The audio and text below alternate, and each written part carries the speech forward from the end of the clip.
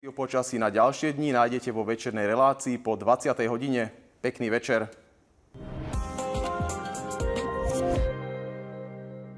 Miestnosti zatvoria o 22. hodine. Niekde sa bude hlasovať dlho. Správy RTVS. Dobrý večer.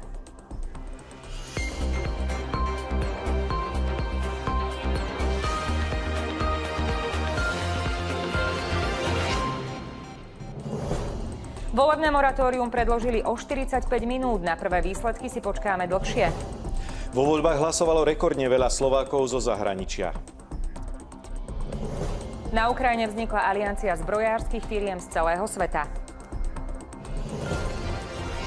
Ľudia na Slovensku rozhodujú o novom zložení Národnej rady v predčasných parlamentných voľbách. V jednom z volebných okrskov v bratislavskej Petržalke predložia hlasovanie, pretože tam skolaboval člen komisie. V okrese Zlaté Moravce zas musela vo volebnej miestnosti zasahovať polícia. Agresívny muž poškodil volebnú urnu. Aj tieto udalosti sprevádzali dnešné hlasovanie. Prinášame vám podstatné momenty zo všetkých regiónov. No a na hlasovanie v parlamentných voľbách po celom Slovensku dozerá štátna komisia pre voľby. Na ministerstve vnútra je redaktor Timotej Piš. Dobrý večer, Timo. Dnešné hlasovanie poznačila aj smutná udalosť v Považskej Bystrici.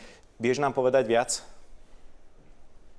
Dobrý večer. V jednej z volebných miestností v Považskej Bystrici zomrel muž, 78-ročný, ktorý prišiel odovzdať svoj hlas v predčasných parlamentných voľbách. O tom, aká bude mať táto smutná udalosť dopad na uzatvorenie tejto volebnej miestnosti, ale aj prípadné predĺženie volebného moratória, to už si povieme s riaditeľkou odboru volieb na ministerstve vnútra Evou Chmelovou. Pani Chmelová, dobrý večer. Tak aký bude mať dopad na volebné moratórium táto tragická udalosť? V dôsledku tejto smutnej udalosti bola uzatvorená volebná miestnosť v 30. okrsku Považskej Bystrici po dobu 45 minút. To znamená, že aj o túto dobu sa musí predĺžiť hlasovanie. To znamená, že v tomto okrsku sa začne so zisťovaním výsledkov volieb až o 22 hodín 45 minút. Z tohto dôvodu sa vlastne aj predĺžuje volebné moratórium do tohto času. A znamená to pre celé územie Slovenska, pokiaľ ide o všetky volebné okrsky, zdržanlivosť v poskytovaní informácií o priebežných výsledkoch. Znamená to aj obmedzenie poskytovania informácií tzv. Exit pollov. Všetky informácie môžu byť poskytované verejnosti až po tejto hodine. Pripomínam aj, že priebežné výsledky na štatistickom úrade sa začnú objavovať až po tejto hodine. Pôvodne bolo to moratórium posunuté na 22. hodinu a 40. minútu. Bolo to pre udalosť v Petržalke. Môžeme priblížiť, čo sa stalo tam? Áno, v Petržalke bohužiaľ tiež je to zo zdravotných dôvodov, kde došlo k zdravotným problémom jednoho z členov okrskovej volebnej komisie. Toto bol dôvod takisto, že musela poskytovať zdravotnú starostlivosť záchranná služba a z tohto dôvodu sa uzatvorila miestnosť na 40 minút a preto aj v tomto okrsku v Petržalke, to bol myslím okrsok číslo 41, sa bude predĺžovať hlasovanie o 40 minút. To znamená, že aj za mestskú časť Petržalka budeme mať volebné výsledky o čosi neskôr. Ďakujem veľmi pekne za rozhovor. Ja ešte dodám, že na poriadok počas volebnej soboty dohliada po celom Slovensku približne 6500 policajtov. Riešili aj také kurioznejšie prípady. Napríklad v obci Zuberec nafúkal predseda volebnej komisie a ďalší člen tejto volebnej komisie. Viac informácií vám zo štátnej volebnej komisie prinesieme v priebehu volebnej noci. Svoje hlasy vo voľbách odovzdali aj traja najvyšší ústavní činitelia. Pre prezidentku Zuzanu Čaputovú to boli posledné parlamentné voľby vo funkcii. Svoj hlas odovzdala v Pezinku krátko pred obedom. V bratislavskom Starom meste volil predseda Národnej rady Boris Kollár. Premiér Ľudovít Dódor sa zas tesne pred vstupom do volebnej miestnosti musel vrátiť prezabudnutý občiansky preukaz. Jednou z najdôležitejších úloh budúcej vlády, nech to bude akákoľvek vláda, bude pokúsiť sa o čo najväčší zmier v spoločnosti. Pretože súdržnosť a zmier v spoločnosti sú ďaleko dôležitejšie alebo presahujú horizont volieb. Prvýkrát môže v dnešných voľbách hlasovať takmer 185 000 mladých ľudí od 18 do 21 rokov. Plnoletými sa stali až po posledných parlamentných voľbách, teda po februári 2020. Niektorí prvovoliči obetovali voľnú sobotu a na voľby dohliadali aj v komisiách. Andrej, Hanna, Adrian a Barbora patria k viac ako 53 000 mladým ľuďom, ktorí mohli prísť voliť úplne prvýkrát. Plnoletosť dosiahli až po minuloročných voľbách do samospráv. Bude to veľmi rozhodujúce aj preto, či sa rozhodnú v budúcnosti ostať na Slovensku alebo vycestovať do zahraničia. Tí, ktorých sme stretli vo volebných miestnostiach, nemali problém vybrať si, koho budú voliť. Rozhodoval som sa aj na základe toho, ktorá strana ponúkne práva rôznym menšinám. Najviac prvovoličov, viac ako 30 000, má trvalý pobyt v Prešovskom a v Košickom kraji. Naopak, najmenej, len niečo nad 17 000 prvovoličov býva v Trenčianskom či Trnavskom kraji. Niektorí mladí zasadli aj do volebných komisií. Aby som zistila, aké sú voľby, ako vyzerajú, ako prebiehajú aj z tej druhej strany. Ovplyvniť sa pri rozhodovaní rozhodne nedali. Je to veľmi rozpoltená doba. Ľudia sa hádajú v rodinách. S tým som sa stretol aj ja, že doma boli rozdielne názory, ako som mal ja, ale komunikoval som teda aj so starými rodičmi, ktorí vlastne sa pýtali mňa na môj názor a čo si teda myslím a vlastne priklonili sa ku mne. Ľudia sú rôznorodí a takisto aj názory a samozrejme, že nie vždycky sa zhodnem s mojim okolím, ale myslím, že to je na tomto krásne na demokracii, že môžeme žiť všetci spolu. Miriam Dobrotová, RTVS. Liptovská obec Východná má raritu. 2 osady v horách, do ktorých sa ide cez 2 iné dediny. Žije tam 29 voličov. Obec za nimi každé voľby posiela prenosnú volebnú schránku.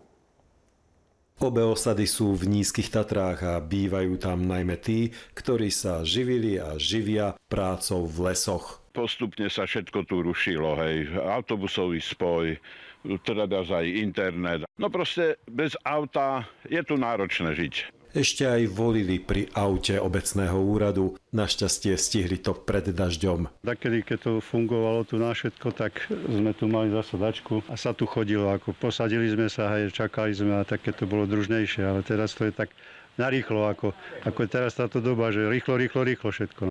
Osada Svarín je 15 kilometrov od obce Východná. Čierny Váh dokonca 23 kilometrov. Zapísaných je tu 10 voličov, aj za nimi príde prenosná volebná schránka.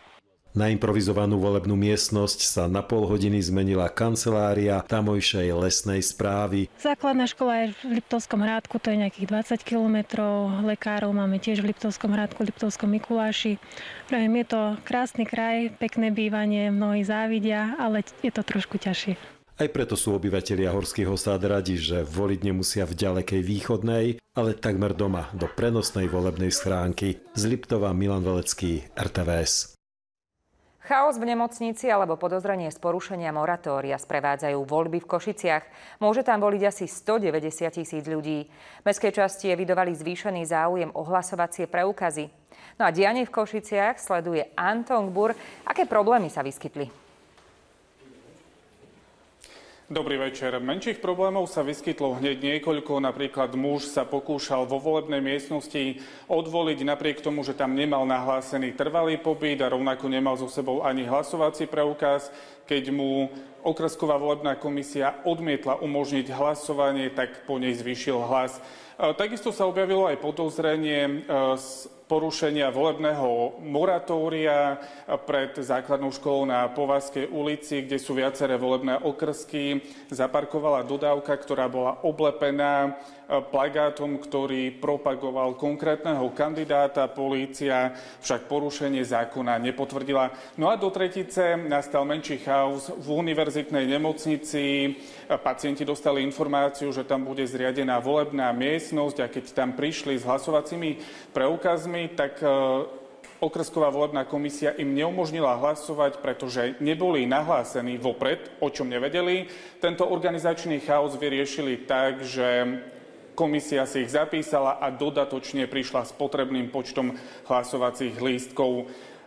Celý deň sa debatuje o tom, aká bude volebná účasť. Aj v týchto chvíľach sem prichádzajú, nedovolím si povedať, že húfy voličov, ale každú chvíľu sem niekto prichádza. Počas celého dňa sa na niektorých miestach v Košiciach tvorili aj dlhé rady. Vyššia účasť je aj na Luníku 9, pričom v minulosti Rómovia o parlamentné voľby nejavili záujem. Odborníci hovoria, že Rómom sú bližšie voľby, ktoré sa ich bezprostredne týkajú. V minulosti sa tam objavili viaceré podozrenia skupovania, respektíve z ovplyvňovania voličov. Dnes je situácia na rómskom sídlisku mimoriadne pokojná.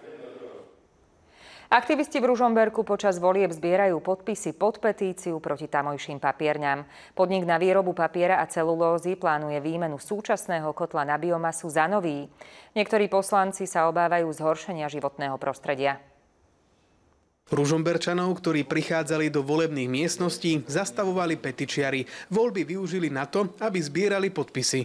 Ak nás podporíte podpisom, budem veľmi rád. Spoločnosť chce rozširovať fabriku, navýšiť výrobu a postaviť tu nový, nižší kotol.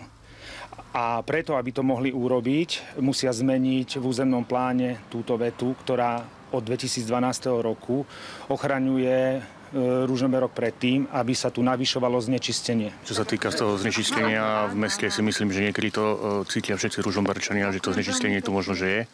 Takže treba takéto petície podporovať. Určite sme za to. Aby to bolo účinné, aby to nebolo len dačo, že robíme. Aby sme dýchali zdravý vzduch, aby neboli chorí, lebo naše deti majú alergie. Ja tiež stále tak odrhám, ak neviem, z čoho to, no ale chceli by sme byť zdraví. Zmena územného plánu by umožnila súkromnej spoločnosti výmenu starého kotla na biomasu za nový a výkonnejší. Súčasný pracuje už vyše 40 rokov. Mestskí poslanci mali o zmene územného plánu už hlasovať. Tento bod programu však odročili na 11. októbra. Pán primátor inicioval túto zmenu, presun tohto bodu rokovania práve z toho dôvodu, že zaznamenal, že niektorým občanom, ale aj mestským poslancom chýbajú odpovede na dôležité otázky. O stanovisko sme požiadali aj firmu v Ružomberku. Odpovede na naše otázky sme však nedostali. Erik Vrábel, RTVS. Aj pred desiatkami volebných miestností v Trnave zbierali podpisy za zmenu parkovacej politiky v meste. Trnavčanom sa nepáčia momentálne sadzby za parkovanie. Členovia okrskových volebných komisí sa snažili aktivistov poslať ďalej od volebných miestností. Do volebných miestností prichádzajú voliči aj popri rôznych iných povinnostiach, ktoré majú počas dnešného dňa. V Dlhej nad Váhom popri práci odvolili miestni farmári. Splniť si občiansku povinnosť prišli na koňoch. Manželia Bertákovci sa roky venujú chovu koní, ktoré každý deň potrebujú výbeh. Rozhodli sa preto sklbiť prácu s využitím svojho práva voliť. Po náležitej príprave zvierat sa k volebnej miestnosti v Dlhej nad Váhom vybrali na koňoch. Kone sú u nás vlastne taký každodenný aj prostriedok, keď nie bežne medzi ľuďmi, ale tak jazdíme. Tak dneska sme sa rozhodli, že trošku zmeníme tie 4 kolesá za 4 nohy. Nahovoril ma manžel. Ale ja zase rada na koníkovi, takže aspoň je to také zaujímavé. Štvornohí miláčikovia zostali pred volebnou miestnosťou. Svoje hlasy obaja chovatelia odovzdali za pár minút. Pre koňa to nie je žiadna sláva. Toto snáď pre nás to bude nejaká sláva. Svoj hlas prišli odovzdať aj ľudia, ktorí aj volebnú sobotu musia tráviť v práci. Príkladom sú farmári. Otec so synom odbehli k voľbám priamo z poľa. Prišli na traktore. Sme prišli odvoliť a potom budeme pokračovať ďalej v chotári, čo máme na dneska naplánované. Došli sme na tieto voľby a teraz pokračujem v seti na tých jesenných prácach, založenie novej úrody. Robota určite do večera potrvá.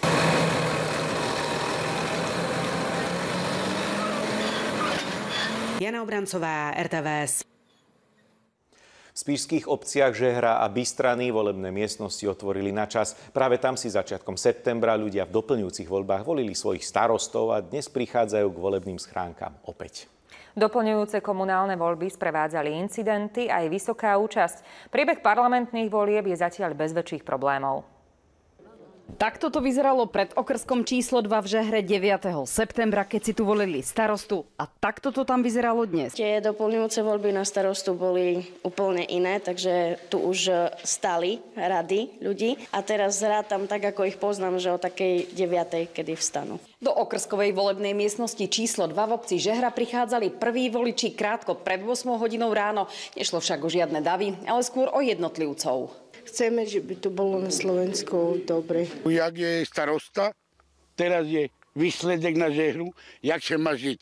A my chceme takisto, aby bolo aj v parlamente. Volebná miestnosť sa začala plniť krátko pred 9:00. 3 plenty v miestnosti nestačili. Dôvodom bola aj nerozhodnosť voličov, komu dať svoj hlas. Veľa strašne ste lístkov. Nemali dať toľko lístkov. Nevedia, ktorá strana je tá, ktorú si vybrali, nevedia to nájsť. A niektorých máme takých, že aj slabšie čítajú. Jeden hlasovací lístok, ten, ktorý ste si vybrali, dáte do obálky, zalepíte a ostatné vyhodíte do odpadu. O členov komisie sa postaral aj novozvolený starosta Marián Mižigár.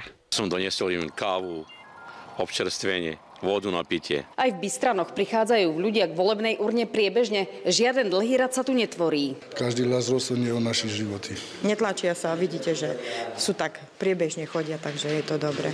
Marie Balážová-Melníková, RTVS. V niektorých obciach pri Banskej Bystrici prišlo viac voličov s hlasovacími preukazmi ako tamojších obyvateľov. Sú to najmä chalupárske a turistické lokality ako Donovali a Motičky.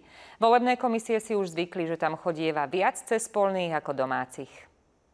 My sme zástupcovia z Bratislavy, z Národného onkologického ústavu. Povinne máme vybavené voličské preukazy a sme odhodlaní ich zvoliť. My sme na chate, prišli sme včera. No myslím, že práve v dnešnej dobe je to veľmi dôležité ísť zvoliť, aby sa človek tak nejako rozhodol, kam má táto krajina ďalej smerovať. Nachádzame sa v obci Donovali, ktorá je známa rekordnou volebnou účasťou. Počas predošlých parlamentných volieb prišlo k volebnej urne okolo 600 ľudí, čo je 3-krát viac ako domácich obyvateľov. Môžem povedať, že zatiaľ máme viacej na hlasovací preukaz ako domácich. Vyzerá tak, že bude hojná účasť aj cez polný.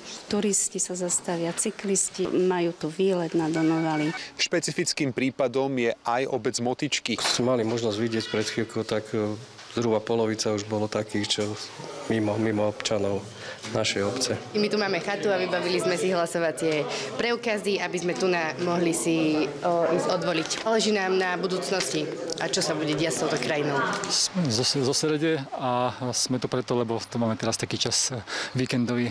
Tak tiež dôvod. Je to možno jediný deň, kedy sa občan môže vyjadriť k veciam verejným. Jozef Kubánek, RTVS. Mnohí ľudia spojili dnešný volebný deň s turistikou či rekreáciou, kým niekde si skrátili trasy tak, aby stihli odvoliť v mieste bydliska, inde si vopred vybavili hlasovací preukaz. S kamerou sme sa pozreli do okolia kúpeľného mesta aj do najvyššie položenej volebnej miestnosti u nás.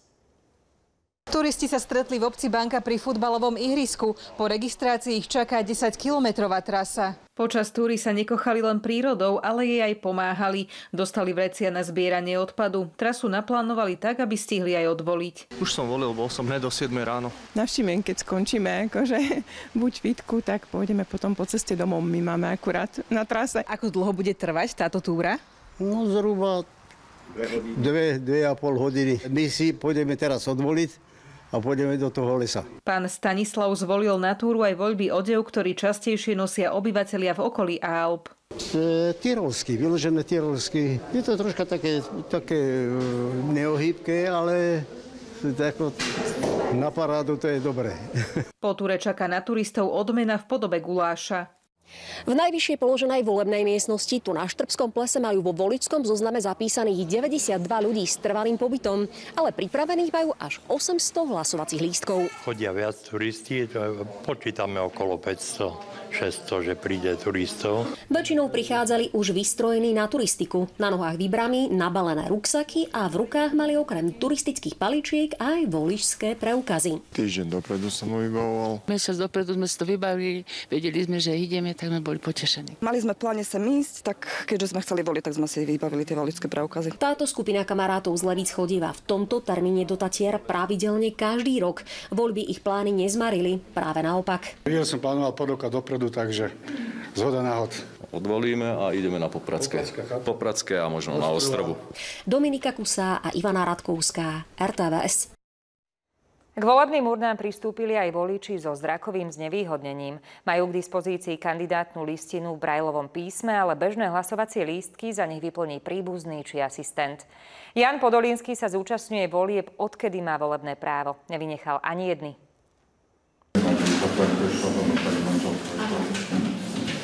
Osoby so zrakovým znevýhodnením potrebujú pri voľbách pomoc asistenta. Ján Podolinský prišiel so svojou manželkou. Pani manželka vykoná volebný akt a pomôže mne s tým volebným aktom, nakoľko tá strata zraku mi neumožňuje si v nejakých reálnych časoch vybrať z tých kandidačných listín a už vôbec nie dať preferenčné hlasy. Takíto voliči majú k dispozícii len kandidátnu listinu v brejlovom písme. Hlasovacie lístky však dostanú štandardné. Bolo to milé, že prišiel voliť, chcel odvoliť a vlastne my nie sme úplne pripravení na takýchto voličov, nakoľko nemáme tie hlasovacie lístky v brajlovom písme, ale mal so sebou aj pomocníka, čiže všetko prebehlo tak, ako malo. Volebná komisia mu nesmie pomáhať pri úprave hlasovacieho lístka, pretože je zainteresovaná. Sú to členovia delegovaní práve politickými stranami, preto zákon toto zakazuje. Mohol by mu pomôcť občan ktorýkoľvek, ktorý sa nachádza vo volebnom distriktoru, ktorý on o to požiada. V Španielsku už testovali zariadenie, ktoré by malo nevidiacim pomáhať pri voľbách. V elektronickom kiosku by dostali do slúchadiel informáciu o kandidátnej listine a po výbere kandidáta by zariadenie vytlačilo požadovaný hlasovací lístok. Ten by už stačilo vhodiť do hlasovacej urny. Adam Ševčovič, RTVS. V Martine sa volí nielen v tradičných volebných miestnostiach. Pri ceste na Martinské hole na viac ako 600 voličov stále čaká volebná komisia v autokempingu. Ľudí tam láka aj príjemné prostredie. V Martine bolo ideálne počasie pre voľby. Sem tam sprchlo, ale ľudia si vždy našli časový úsek bez dažďa, ktorý využili na cestu do volebnej miestnosti. Autokemping v mestskej časti Kolónia Hviezda je aktuálne pre turistov zatvorený. Rušno bolo iba v jednej z chatiek, v ktorej bola volebná miestnosť. Je to tu pekné a v zásade skúsenosti bolo to predtým inde a toto je lepšie. Nám to vyhovuje, lebo my tu bývame hneď kúsok, takže vybehneme a není problém žiadny. V Martine je väčšina volebných miestností v školách. Netradičné umiestnenie v autokempingu si okrem voličov pochvaľujú aj členovia volebnej komisie. Hovoria, že toto je najkrajšia volebná miestnosť v našom okrese Martin. Aj my sa tu cítime ako komisia veľmi dobre. Sú to pekné priestory. Okresná volebná komisia zastrešuje okrem Martina aj okres Turčianske Teplice. V čase našej návštevy bol v oboch okresoch priebeh volieb bezproblémový. Všetko je v podstate v poriadku. Zatiaľ žiadne sťažnosti nejakého výraznejšieho charakteru neboli. Z väčšiny volebných okrskov v Turci mala okresná volebná komisia hlásenú vysokú účasť. Niektoré okrsky sa vraj už okolo poludnia prehúpli cez 50%. Vlado Záborský, RTVS. Výsledky volieb do Národnej rady bude dnes v noci spracovávať vyše 700 odborníkov štatistického úradu. O tom, čo ich čaká, nám už viac povie redaktor Vladimír Amrich, ktorý je na mieste. Dobrý večer. Dobrý večer z centrály štatistického úradu, kde áno, o niekoľko hodín po zatvorení volebných miestností sa začnú práce na spracovávaní výsledkov volieb. S nami je tu predseda štatistického úradu Peter Peťko. Pán Peťko, kedy môže verejnosť očakávať zverejnenie prvých výsledkov a kedy by mohli byť spočítané všetky hlasy? Dobrý večer. Čo sa týka výsledkov, tak budú zverejnené priebežne až po zavretí všetkých volebných miestností. Vzhľadom na situáciu, ktorá nastala dnes, tak štátna komisia pre voľby a kontrolu financovania politických strán posunula v jednom okrsku uzavretie volebnej miestnosti na 22. hodinu a 45. minútu. Takže po tomto termíne bude štatistický úrad zverejňovať priebežné výsledky. Tieto budú zverejňované v 10-minútových intervaloch približne. Takže čo sa týka definitívnych výsledkov, samozrejme záleží od posledného okrsku, kedy bude spočítané jednotlivé hlasy a následne môže byť pripravená finálna zápisnica a definitívne výsledky budú zverejnené, avšak pod podpísaní štátnou komisiou a toto čakávame niekedy v priebehu zajtrajšieho poludnia. Pri voľbách je dôležitá ich integrita. Aké opatrenia prijal úrad, aby sa vám niekto nenabúral do systému, prípadne aby ste vylúčili nejaké chyby? V rámci skúšok troch, ktoré boli celoplošné, tak prebehli rôzne testovania systémov a techniky. V rámci aj bezpečnostného projektu boli oskúšané rôzne scenáre, ktoré potvrdzujú to, že štatistický úrad je pripravený na tieto voľby. Za rozhovor ďakujem Petrovi Peťkovi, predsedovi štatistického úradu. A keďže sa nachádzame v centrále štatistikov, pár čísiel na záver. Za obdobie od roku 1990 úrad spracoval výsledky 34 celoštátnych volebných hlasovaní v 5 rôznych druhoch voľbách. Zároveň štatistický úrad tiež spracoval výsledky 9 referend. V najmenších obciach na Slovensku v okrese Svidník je vo volebných komisiách viac ľudí, než majú zapísaných voličov. Príkladom je Príkra, kde v komisii sedia 16, no obec má 12 obyvateľov. Príkra je s 12 obyvateľmi najmenšou obcov na Slovensku. V minulosti mala obec dokonca len 7 ľudí. Niektorí si dali trvalý pobyt, že chcú renovať domy kvôli plánu obnovy, tak asi tak nám stúpol počet obyvateľov. Ťažko sa žije toto tu, bo tu nejde ani autobus, predajňa tu nie je. Ale dobre sa tu žije, paráda. Raj na zemi. Pred niekoľkými rokmi mali v Príkraji volebnú miestnosť v dome starostu. Chýbala budova obecného úradu. Už to neplatí. Teraz už konečne máme vlastnú obecnú budovu. Sú to vlastne dva také kontajneriky. No je to také stesnené, dosť je to stesnený priestor. Je to suché vecko a tá voda chýba tu určite na tom obecnom úrade. Či už na umytie rúk. Medzi najmenšie obce patrí aj Šarbov. Mnohí do obce prichádzajú len na víkendy. Priniesli si hlasovacie preukazy. Od Veľkej noci sme tu každý piatok, sobota, nedeľa. A zveľaďujeme si to trošku. No. Mám voličský preukaz, áno. Z Prešova som bola na mestskom úrade si vybaviť a pôjdem. Je tu prihlásený na trvalý pobyt asi 17 ľudí, ale reálne tu bývajú len 4. Ostatní majú trvalý pobyt, ale bývajú kadetade. Praha, Bratislava, Prešov a tak podobne. Zo 17 obyvateľov Šarbova požiadali 3 o voľbu poštou a 2 vydali hlasovací preukaz. Robert Latta, RTVS. Volia aj v slovenských väzniciach. O účasť v dnešných voľbách prejavila záujem asi 1/5 odsúdených a obvinených. Musia mať hlasovací preukaz a trvalý pobyt na Slovensku. V nitrianskej ženskej väznici využili právo hlasovať desiatky odsúdených. Odsúdené ženy vo väznici v Nitre na Chrenovej volili predpoludním. Členovia okrskovej volebnej komisie prišli za nimi s prenosnou schránkou. Nerozhodujem len za seba, ale rozhodujem aj za ostatných ľudí, ktorí sú vonku. A samozrejme mám vonku aj ja svoje dieťa, tak ako aj ostatné. Vedela som presne, koho idem voliť. Mala som jasnú predstavu, koho idem voliť. Aj som si ho odvolila.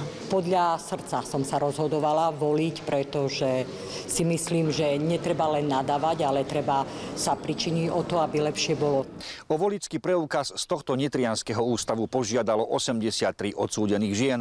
Voliť nakoniec prišlo 75. Čo je rekordný počet, pretože po iné roky tu bolo oveľa menej. Niektorým odsúdeným členovia volebnej komisie pri hlasovaní pomáhali. Jeden papier, maximálne 4, alebo nemusíte vôbec, je to na vás. V klasickom okrsku sú tam ľudia, ktorým volebná komisia povie, čo majú robiť a vedia všetko urobiť samostatne, kdežto tu sme museli ísť pomôcť tým ženám, pretože boli tu aj také, ktoré nevedeli. O možnosť voliť v tohtoročných parlamentných voľbách požiadalo vo väzniciach na celom Slovensku spolu takmer 1800 odsúdených a obvinených. Miroslav Liko, RTVS. V Košiciach sa okrem volieb tento víkend koná aj medzinárodný maratón mieru. Pre maratóncov, ktorí sa tam pripravujú pred štartom, zriadili špeciálnu volebnú miestnosť. Záujem bežcov bol počas dňa veľký. Špeciálna volebná miestnosť pre maratóncov sa nachádza len pár metrov od registrácie bežcov, kde si vyzdvihujú štartové čísla. Záujem o voľbu tu je veľký. Nestíhame absolútne. Sme volali až na mestský úrad, že potrebujeme nejakú posilu a pomoc. Nevedeli sme odhadnúť ani my, ani maratónsky klub, že koľko ľudí príde takto voliť s hlasovacími preukazmi. A ukazuje sa, že dobre ste urobili. Že sa ukazuje, že naopak, že ešte sme mali posilniť túto miestnosť. Bežci ocenili najmä umiestnenie volebnej miestnosti. Najprv voľby, potom prezentácia, potom maratón. Ten maratón bude tak asi jednoduchší ako tie voľby pre nás. Treba využiť našu občiansku povinnosť. Aj v kombinácii s maratónom. Tak prvorady maratón, ale tak môžeme sa zastaviť aj odvoliť. Voliť v špeciálnej volebnej miestnosti môže do 22.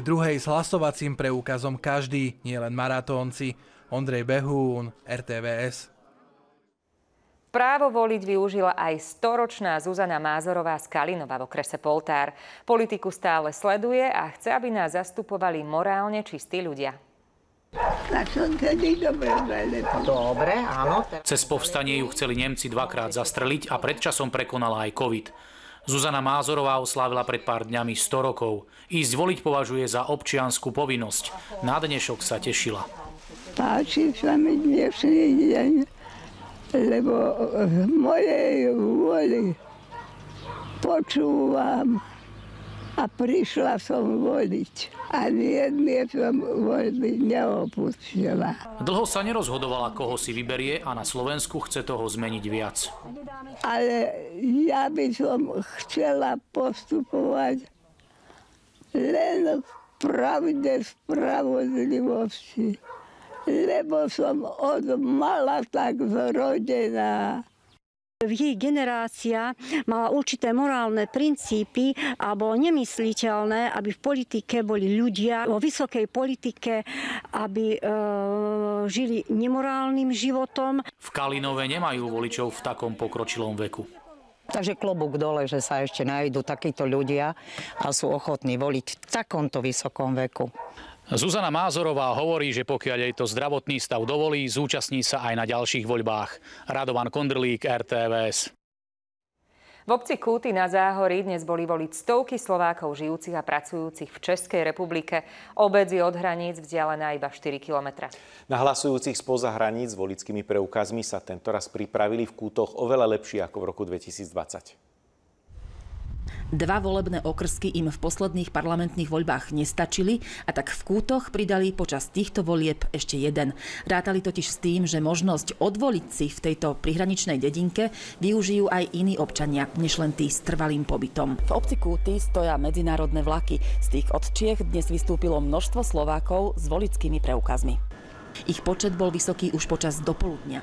Zatiaľ sme tu mali dokopy 350 voličov, z toho okolo 80 bolo z Českej republiky. Zatiaľ tu bolo okolo 500 voličov, z toho je asi taká tretina s hlasovacími preukazami. Z Truzovky, z Kisuc.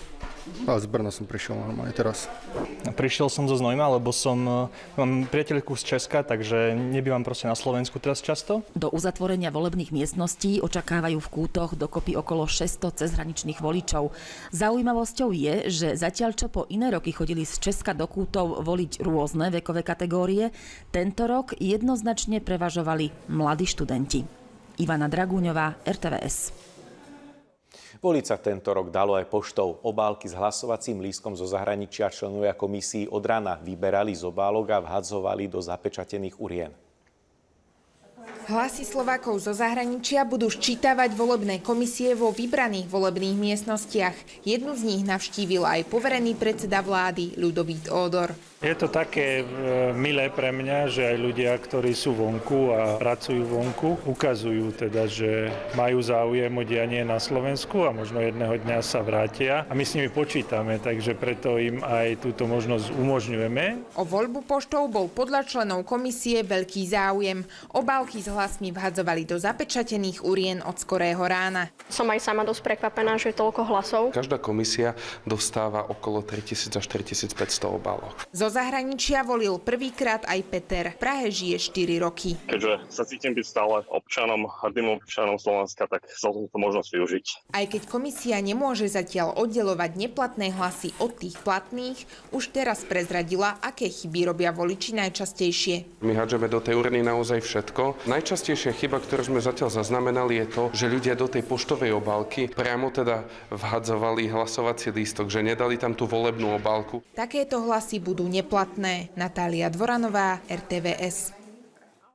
Pred vyše hodinou sa začali spočítavať hlasy od zahraničných Slovákov, ktorých volili poštou. Bolo ich rekordne veľa, celkovo takmer 59 000. Najviac hlasov prišlo z Česka, no a práve do Prahy sa spájame s našou spravodajkňou Katarínou Vítkovou. Katka, koľko ľudí volilo z Česka teda a aký bol záujem o voľbu poštou?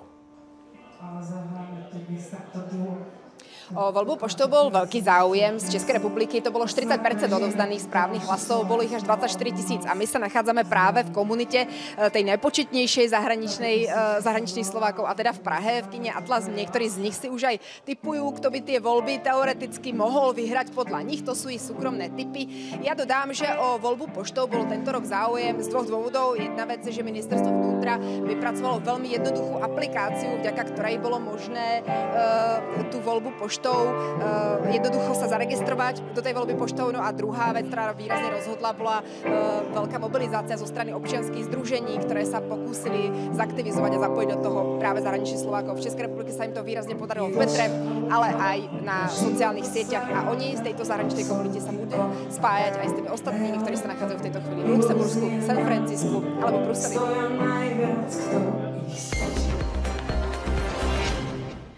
Na Ukrajine vznikla Medzinárodná aliancia obranného priemyslu. Jej hlavnou úlohou je posilniť obranu nášho východného suseda. V Kyjeve ju založil ukrajinský prezident Volodymyr Zelenský na prvom fóre obranného priemyslu. Zišlo sa tam vyše 250 zbrojárskych firiem z celého sveta. K aliancii sa pridalo už 40 spoločností z 19 štátov.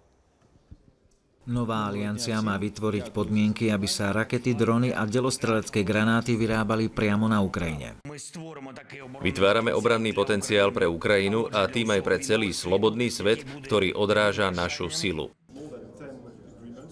Podpísali sme vyše 10 dohôd so súkromnými aj štátnymi firmami na Ukrajine o spoločnej výrobe munície či dronov. Ukrajina sa chce podľa prezidenta Volodymyra Zelenského stať jedným z najväčších výrobcov zbraní na svete. Ukrajinský prezident počas fóra rokoval aj so slovenským ministrom obrany.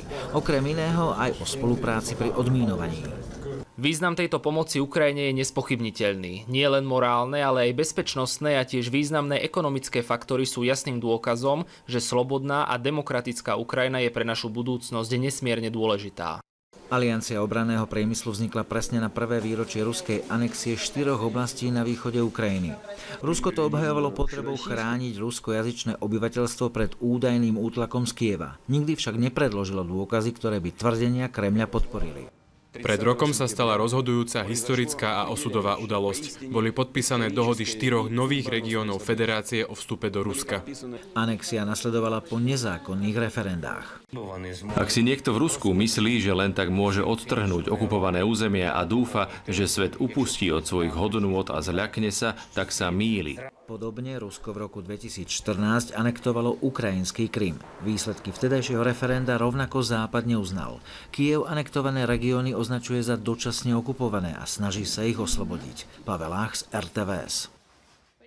Vo Vinickej, Odeskej a Mykolajivskej oblasti v noci na dnes ukrajinská protivzdušná obrana zostrelila 30 dronov. Rusko útočilo aj na mesto Záporožie, kde zranenia utrpelo 5 ľudí. Ukrajinská pohraničná stráž zverejnila zábery leteckého úderu na ruské pozície na frontovej línii. Podľa jej slov zničili nepriateľské zákopy. Do Odesy medzi tým na neohlásenú návštevu pricestoval šéf európskej diplomacie Josep Borrell.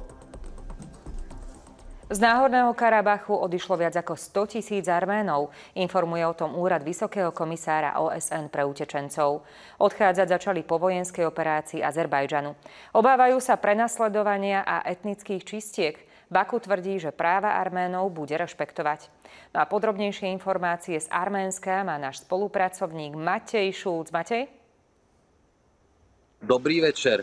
Podľa toho, ako som dnes situáciu sledoval na hranici Náhorného Karabachu za Lačínskym koridorom, cez ktorý prúdili všetci utečenci z Náhorného Karabachu, tak to číslo 100 000 sa už bude pravdepodobne blížiť k tomu konečnému počtu. Počas dnešného dňa už prechádzali len posledné desiatky ľudí v evakuačných autobusoch. Niektorí ešte čakajú na evakuácie sanitkami a podľa toho, čo mi aj hovorili ľudia, tak už fakt Stepanakerte, odkiaľ chodia evakuačné autobusy, sú len posledné desiatky ľudí. Takže vyzerá, že evakuácia z Karabachu sa končí, no a Arméni ďalej putujú tu do mesta Goris a na centrálne Arménsko. Aká je teda situácia v mestečku Goris, kde sa práve nachádzaš?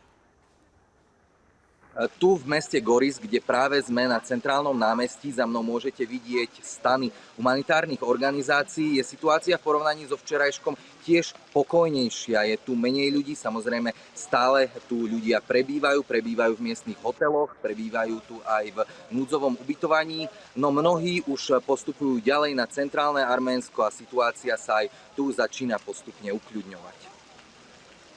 To bol Matej Šulc naživo z Arménska. Ďakujem za informácie. Prelom vo vyšetrovaní vraždy legendárneho repera. Americká polícia po takmer 30 rokoch zadržala podozrivého v prípade smrti Tupaca Shakura. 60-ročného Dwayna Davisa obvinili z vraždy. Tupac, jeden z najpredávanejších hudobníkov americkej hiphopovej scény, zomrel vo veku 25 rokov. Milovaný aj nenávidený hip-hopová legenda Tupac Shakur bol predstaviteľom tzv. Gangsta rapu, ktorý ospevuje násilie, častokrát na hrane zákona. Nakoniec sa aj on sám stal obeťou vojny gangov. 7. septembra 1996 ho postrelili na križovatke v Las Vegas, keď jeho auto stálo na červenej. O 6 dní neskôr zraneniam podľahol. Rodina Tupaca Shakura čaká na spravodlivosť už 27 rokov. Dnes vám môžem oznámiť, že v súvislosti s jeho vraždou sme zatkli 60-ročného Dwayna Davisa. Dwayne Davis, známy aj ako Kiffy D, bol v hľadáčiku polície dlhé roky. Sám v médiách prezentoval, že sedel v bielom Cadillacu, z ktorého sa strieľalo. K činu sa však nepriznal a policajtom chýbali usvedčujúce dôkazy. Tie získali až počas domovej prehliadky Davisovho domu. Keď sedel v dotyčnom Cadillacu, pán Davis zobral zbraň a podal ju ľuďom na zadnom sedadle. Následne prišli k čiernemu BMW, ktoré šoféroval Suge Knight, a na sedadle spolujazca sedel Tupac Shakur. Zastavili čo najbližšie k spolujazcovi a začala sa streľba. Dwayne Davis nebol ten, kto vystrelil, avšak podľa polície vraždu nariadil. Kedy sa obvinený postaví pred porotu, určí súd o pár dní. Karolina Kučerová, RTVS. New York sa po silnom lejaku ocitol pod vodou. Niekoľko dní trvajúce zrážky priniesol búrkový systém Ophelia. Voda zaplavila ulice aj metro. Podľa meteorológov v niektorých štvrtiach za deň spadlo až 150 mm zrážok. V metropole vyhlásili stav pohotovosti a uzavreli niekoľko staníc metra. Viaceré linky nepremávali vôbec. Školám odporúčili prerušiť výučbu. Pápež František vymenoval 21 nových kardinálov. Verí, že mu pomôžu s reformou katolíckej cirkvi a upevnia jeho odkaz. Slávnosť na námestí svätého Petra sa konala pár dní pred veľkým stretnutím s biskupmi. Na ňom chce s nimi pápež diskutovať napríklad úlohu žien v cirkvi, postavenie komunity LGBTI, ale aj celibát.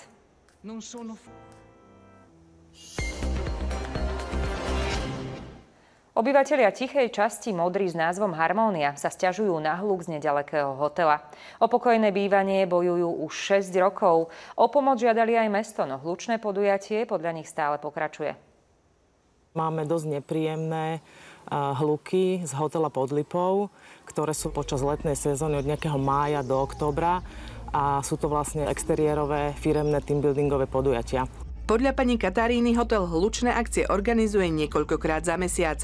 Začínajú sa ráno a končia sa aj o 10. večer. Nám práve vôbec nevadí, že sú teambuildingové akcie, je to úplne normálne, že ich majú, ale čo nám vadí je, keď majú exteriérové reproduktory, ktoré strašne hlučno hrajú.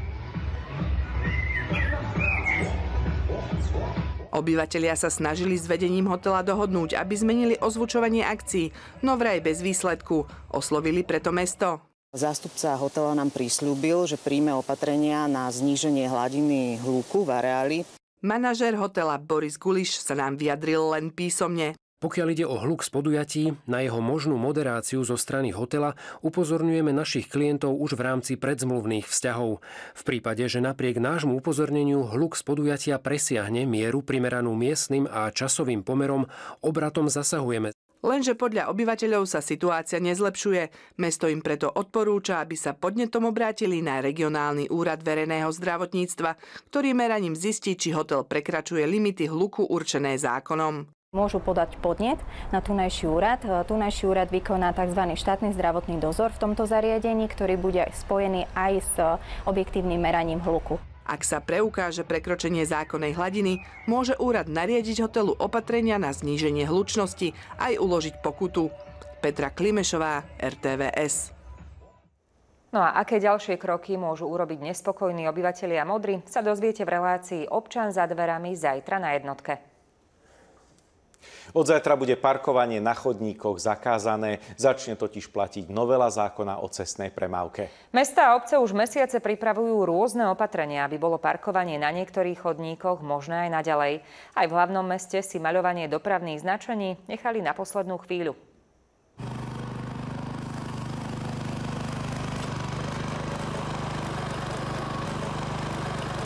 Úpravy dopravného značenia sú v plnom prúde aj v bratislavskom Ružinove. Napríklad na tomto chodníku bude možné parkovanie aj naďalej, a to vďaka zvislému aj vodorovnému dopravnému značeniu. Jednoznačne určíme, kde vodič môže parkovať. Pokiaľ značením je určené, že parkovať môže na chodníku, je to nadradené všeobecnej úprave pravidiel cestnej premávky. Tam, kde to šírkové pomery umožňovali, alebo kde sme vyhodnotili kritériá ako blízkosť dôležitých inštitúcií, ako napríklad školy, škôlky, nemocnice, a prípadne tam, kde neprichádzalo ku kolíziám s chodcami, respektíve zostal dostatočný priestor aj pre chodcov, sme sa snažili zlegalizovať parkovanie dopravným značením. Rovnako k tomu pristupovali aj bratislavské mestské časti, pretože väčšina komunikácií je v ich správe a nie pod magistrátom. Parkovanie na chodníkoch navzájom koordinujú. Tam, kde to bude naozaj že nevyhnutné a kde to aj tie šírkové pomery ešte umožnia, tak sa budeme snažiť dovyznačovať miesta aj po 1.10.2023. Od nedele teda zaparkujete už iba na takých chodníkoch, kde to bude povolené dopravnou značkou,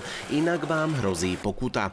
Keďže sa politika parkovania na chodníkoch mení po takmer 15 rokoch, Bratislava chce dať vodičom čas, aby si na zmenu zvykli. V prvých týždňoch budeme k vodičom, ktorí teda ponechajú svoje vozidla na chodníkoch, pristupovať miernejšie. To sa ale nebude samozrejme vzťahovať na situácie, ako napríklad, keď vodič neponechá dostatočný priestor na chodníku pre chodcov. Alebo v situáciách, kde je parkovanie tesne pred priechodom pre chodcov a podobne, tam bude polícia nekompromisná a bude to riešiť normálnymi pokutami. Za takýto priestupok sa pohybujú vo výške od 50 do 100 eur. Radoslav Šebo, RTVS.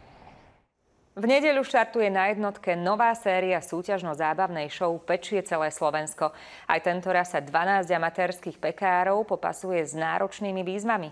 Porodcovia sa zhodujú, že sú každým rokom vynaliezavejší. Ideme na to? Začnite piecť teraz! Najmladším súťažiacim je 16-ročný Adam. Okrem hry na orgán pôsobí aj v ochotníckom divadle. Pečenie je jeho ďalšou záľubou. Ja som sa k tomu dostal už ako malé dieťa, keď sme pomáhali doma mamke piecť na Vianoce. No a potom to nejako prišlo. A čo najradšej pečiete?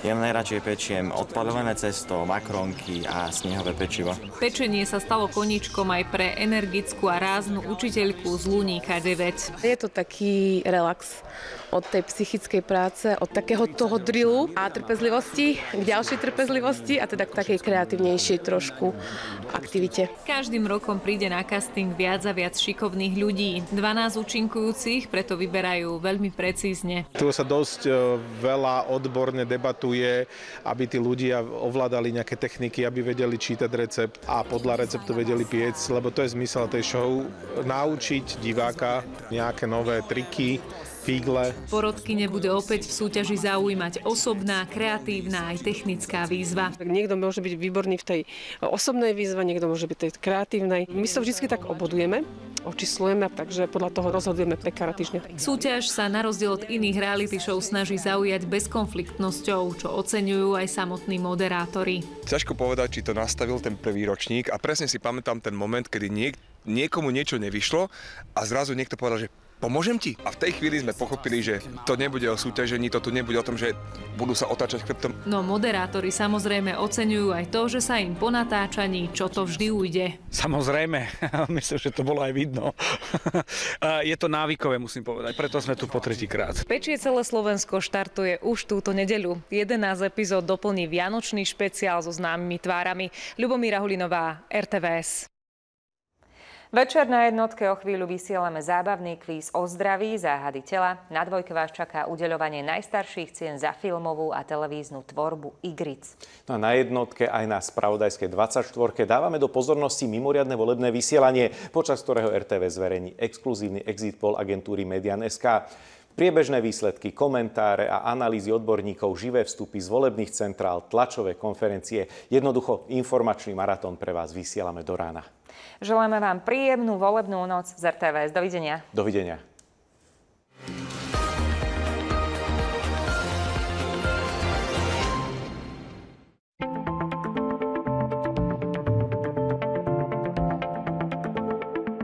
Pamätáte sa na 93. Vtedy bolo kuracie s broskyňou top. A dnes spolu objavujeme vegánske recepty. Je za nami 30 rokov spoločnej lásky ku kvalitnému jedlu a pred nami veľká narodeninová súťaž. Hrajte o kredit 30 000 eur na luxusné dovolenky a 3 000 ďalších kvalitných cien. Vyhrávate každý deň. Bila. Nie je to prvýkrát, čo sa vám bolesť chrbta vrátila. Milgama N pomáha regenerovať poškodené nervy vďaka vysokým dávkam vitamínov skupiny B s jedinečným benfotiamínom. Aj užívatelia potvrdzujú, že bolesť chrbta sa dá liečiť, nielen potláčať. Milgama N. Pôvodne som v tejto reklame mal hrať vedca. Ale slovenská veda a výskum sa na nič hrať nemusí. Zažíva skutočný pokrok. Vďaka eurofondom podporujeme výskum v oblasti prevencie pred pandémiami, vývoj nových technológií na diagnostiku či terapiu a výskum nových možností liečby. Ministerstvo školstva, vedy, výskumu a športu. Moderná veda pre budúcnosť. Mám rád všetky športy. Ale mám v nich tak trocha hokej. A to je super. S Typos.bet tipuješ na všetky športy s prvou stávkou bez rizika. Teraz až do výšky 50 eur. Typos.bet. Športové stávky od Typosu. Noví poistenci, pristúpte bližšie a užite si uvítací bonus až 50 eur. Všeobecná zdravotná poisťovňa ku každému